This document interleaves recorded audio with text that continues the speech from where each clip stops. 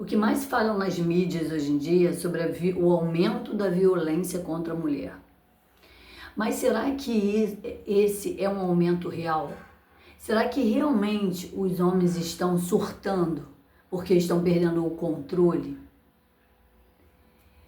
Então, na verdade não. A mulher, ela sempre sofreu violência. E no passado essa violência ainda era um pouco pior.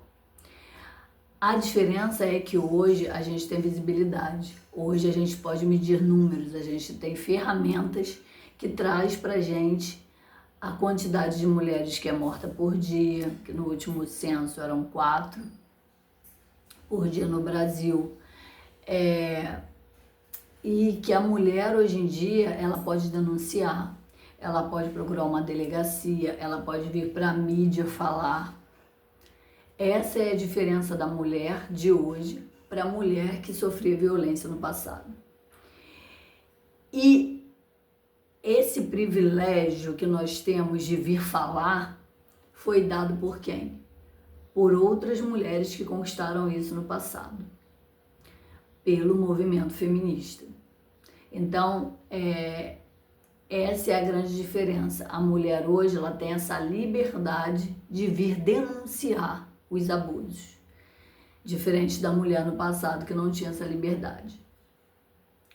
Mas o que eu quero dizer é o seguinte, ainda estamos longe, infelizmente, de cessar com essa violência.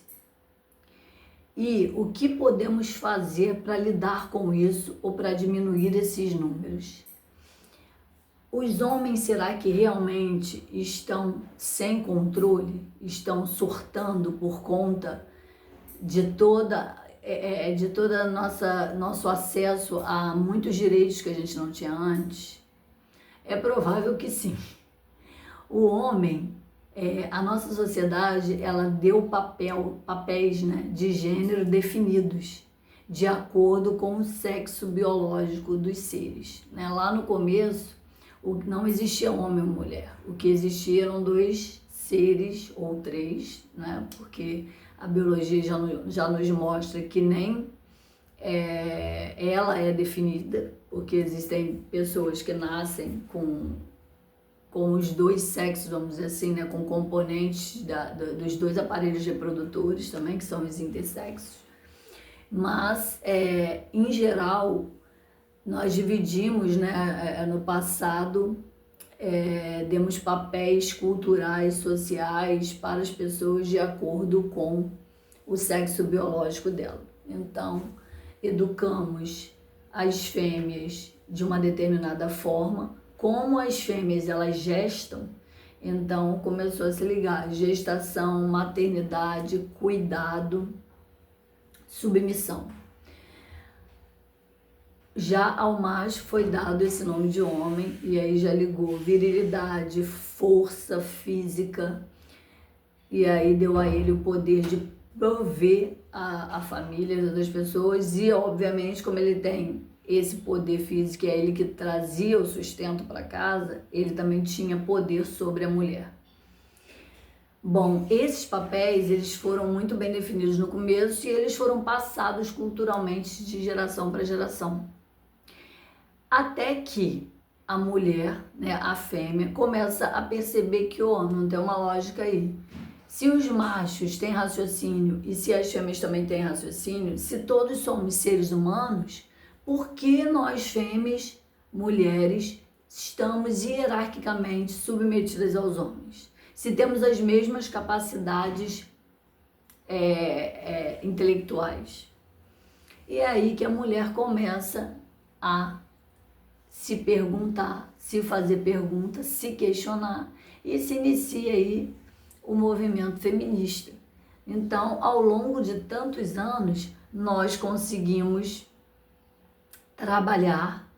Claro que isso não é, a gente não é de forma absoluta, ok? Porque mulheres pobres, mulheres que foram escravizadas, trabalhavam desde pequena, tá? Mas de uma maneira estrutural, a mulher conseguiu ir para a rua trabalhar, a mulher conseguiu equilibrar esse lado da maternidade, deixar o filho com outra pessoa, a mulher conseguiu independência financeira. E quando a mulher vai conseguindo os direitos dela, obviamente aquela estrutura do homem, o papel do homem, social do homem, também vai mudando. Porque se a mulher tem independência financeira, ele já não precisa mais ser o provedor. Se a mulher pode ir para a rua trabalhar, se a mulher pode deixar o filho dela com outra pessoa para cuidar, ela não mais obedece a ele, ela não precisa mais ser submissa a ele. Aí a mulher ganha o direito de voto, ou seja, ela pode escolher os seus representantes, assim como os homens também. E todos esses direitos que foram sendo alcançados ao longo dos anos vão, obviamente, tendo consequências no papel masculino, no papel do homem também. E nós hoje chegamos num momento que é meio caótico, né? Todo momento de transição sim, obviamente, porque nós já abandonamos essa estrutura homem-mulher, esses papéis lá, já abandonamos na verdade. E estamos construindo uma nova convivência, novos papéis, onde as mulheres têm mais autonomia e podem se aproximar em igualdade dos homens. Só que os homens, e nem as mulheres, na verdade, estão preparadas para isso. Então a gente está vivendo um momento assim um pouco caótico, porque ao mesmo tempo que a gente tem direitos, na nossa mentalidade a gente ainda carrega aqueles valores que nos ensinaram, hierárquico, que vem de gerações e gerações. E dentro da história, essa parte de mentalidades, né, a mentalidade, a consciência, a cultura, ela demora muitos anos para se modificar. Então, até chegar ao ponto dos homens se enxergarem, né, enxergarem a mulher como um ser humano como ele, ainda vai demorar um pouco. Talvez nem eu nem você estejamos vivos para ver isso. Então, o que nós mulheres precisamos fazer nesse momento? Nesse momento, precisamos, em primeiro lugar, tomar muito cuidado. Não confiar cegamente nos homens, né? E a gente precisa fortalecer as posições de poder, os lugares que as mulheres podem ocupar. Porque a gente precisa ocupar lugares de estratégia para quê? Para que a gente não retorne ao passado e à submissão. Imagina, a gente com toda a consciência de liberdade hoje, de saber o que é sair para trabalhar, o que é ter o seu dinheiro, precisar retornar ao estado de submissão, porque algumas pessoas acham que conservar aquelas estruturas é melhor para a sociedade e nos submeter novamente a isso. Então as mulheres hoje, principalmente aquelas que têm mais consciência, precisam dialogar, discutir, trazer esse tema aqui para a internet e mais do que nunca ocupar posições de poder, para que a gente não possa retornar a esse lugar de submissão que nós vivemos por tantos anos.